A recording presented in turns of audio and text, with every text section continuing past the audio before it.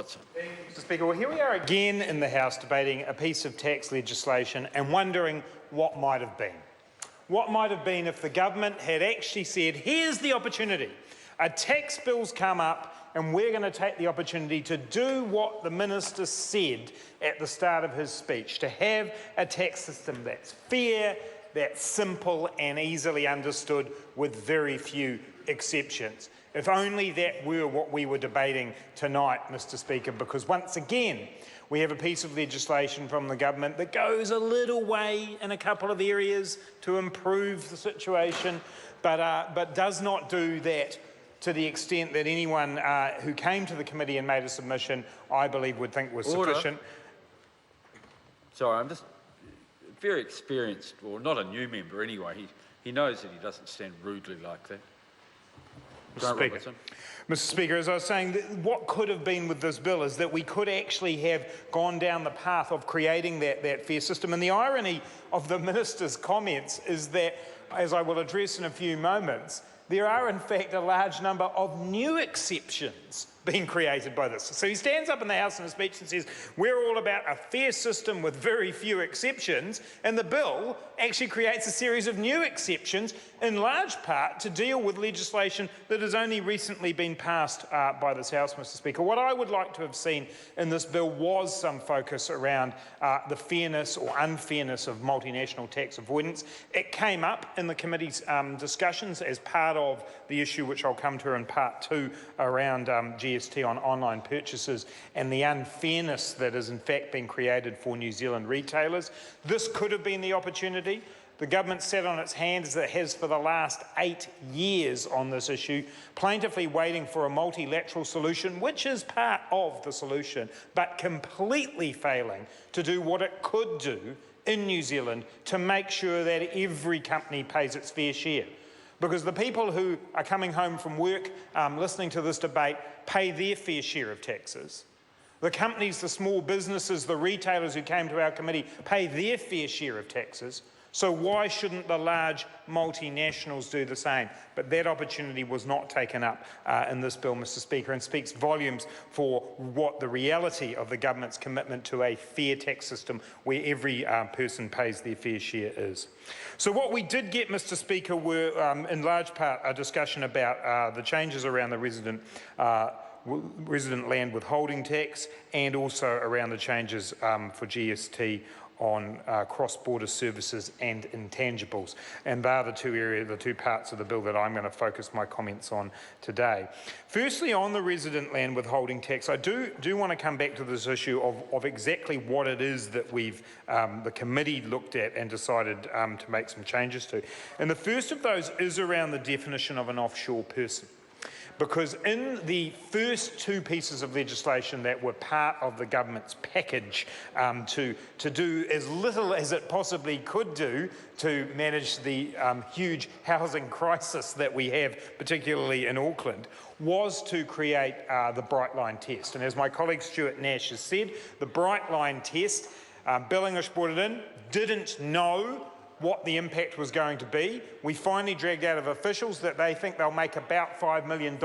They've also told us at various times in the committee that they've probably spent around about $2 million setting the system up. So we're about $3 million ahead at the moment. As Stuart Nash also said, what we also heard in various submissions on the earlier bills was that actually what we would see is people whose circumstances change that force them to sell a house within 2 years being affected by this bill, but a genuine property speculator just waiting for 2 years and 1 day and then selling up after that. So a weak Clayton's response to this, but in doing so, a definition was created of what an offshore person was, and this was necessary in order to be able to tell who it was that would be subject to these rules under the resident land withholding tax. The problem is that the definition of offshore person was far too broad.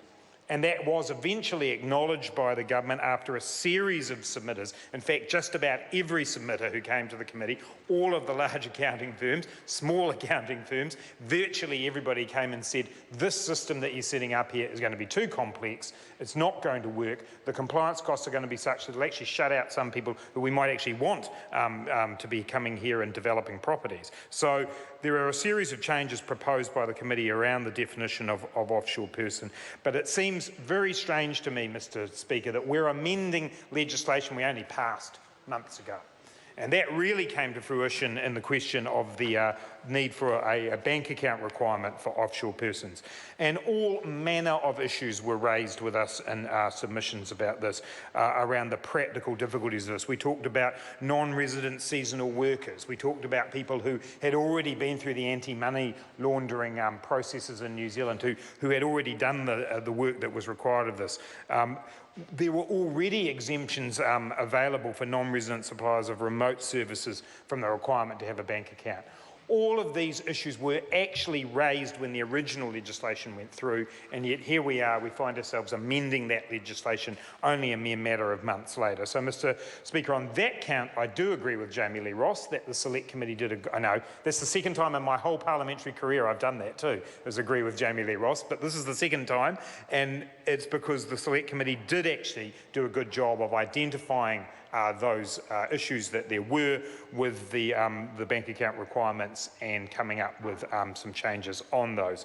I do at that point want to pause and also endorse Jamie Lee Ross's comment about the support we had from officials and also from the committee's independent advisor, Therese Turner. We are incredibly well served as a parliament by Therese's involvement, giving us advice alongside the advice from Inland Revenue, and they usually manage to come together with some good advice for us. So there are changes there, both around the bank account requirements for offshore persons and the definition of offshore person.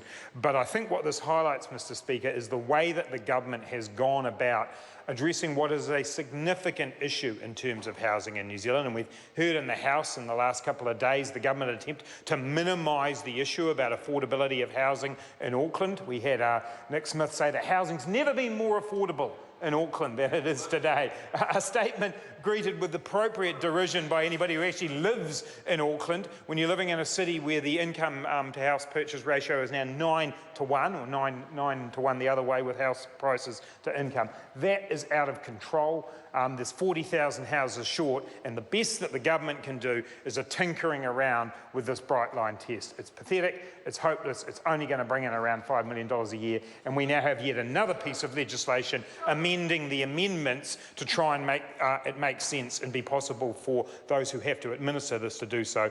We support those amendments because at least we should make the pathetic policy Nationals put up work, but it is really only a tokenistic effort. I want to devote the rest of the time of my speech, Mr Speaker, to Part 3 of the bill, which is the amendments to provide for GST to be applied to cross-border services and intangibles supplied by offshore suppliers to New Zealand resident consumers. Now, there is no doubt that this is a step forward. This is an issue that's been hotly debated, and I think most members of Parliament would acknowledge that in their communities, retailers particularly, Main Street retailers, have been calling for some fairness in the system. Now, the people who will be happy today with this are the likes of Spark, the people who do compete with Netflix and others, the providers of those intangible services, the iTunes of the world. That's good. We're starting to provide some fairness for those suppliers. Good on them.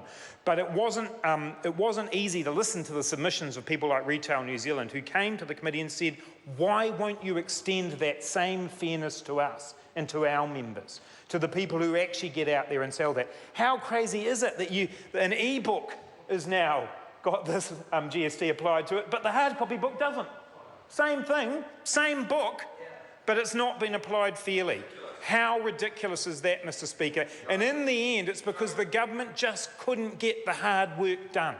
It shies away from the hard work in the taxation area when actually it should be getting in there alongside New Zealand businesses, the small and medium enterprises who keep New Zealand going, and giving them a fair go. And I applaud Retail New Zealand and the other submitters who came to us with good quality submissions. When we get to the Committee of the Whole House stage, Mr Speaker, I will also draw attention to a couple of other submissions in this area which offered practical ways of making this happen for all forms of trading, both in terms of intangibles and tangibles.